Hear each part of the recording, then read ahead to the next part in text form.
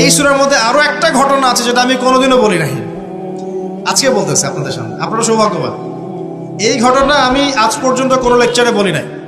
সূরা কাহফে আরো একটা বিষয় আছে যেটা আপনাকে চেনাবে যে দাজ্জালের সভ্যতাগুলো কেমন হবে। একটু মনোযোগ দেন প্লিজ, 10 মিনিট দেখুন।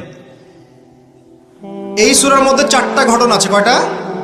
একটা হচ্ছে আসহাবুল কাহফের, একটা যুলকারনাইন আলাইহিস সালাম, একটা মূসা এবং খিদর আলাইহিস সালামের, আর একটা হচ্ছে এই ঘটনা, 2 বন্ধুর ঘটনা, যা আমি কোনো লেকচারে এখনো বলি নাই।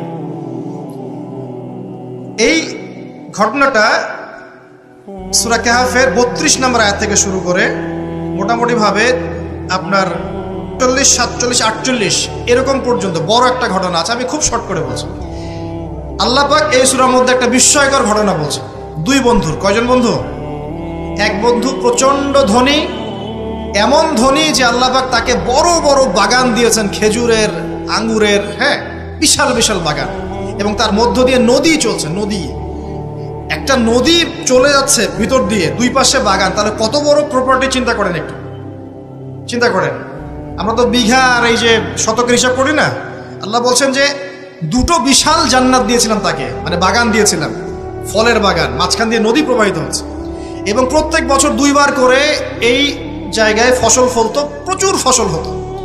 তো এত ধন সম্পদ পাওয়ার পরে এই বন্ধু, মানে এই ব্যক্তি, তার এক গরিব বন্ধুকে নিয়ে এই বাগানে ঢুকেছে।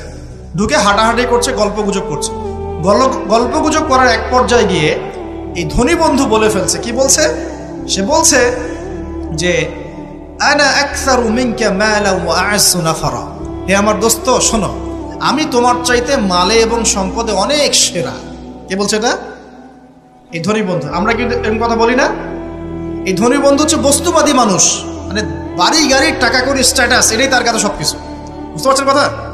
সে তার বন্ধুকে বলছে, তুমি তো গরিব, আমি তোমার চেয়ে অনেক সেরা টাকায়, পয়সায়, ধন দৌলতে। এমন মানসিকতা আমাদের মধ্যে আছে না অনেকের? আচ্ছা, এবার সে আরো বলছে যে ওয়াদাখালা জান্নাতাহু ওয়া হুয়া যালিমুল লিনাফসি। সে তার জান্নাতে প্রবেশ করলো, তার নফসের উপর সে জুলুমও করে বসলো। কিভাবে জুলুম করলো? এভাবে সে বলছে, ক্বালা মা আযুন্নু আন তাবিদা হাদিহি আবাদা। কে বলছে এটা?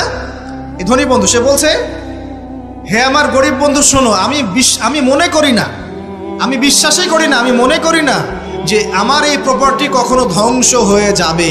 আমি এটা বিশ্বাস করি না। বুঝতে পারছেন? ওই যে আমি পরকালে বিশ্বাস করি না, কিয়ামতে বিশ্বাস করি না, আখিরাতে বিশ্বাস করি না। কোন সভ্যতা বলেন?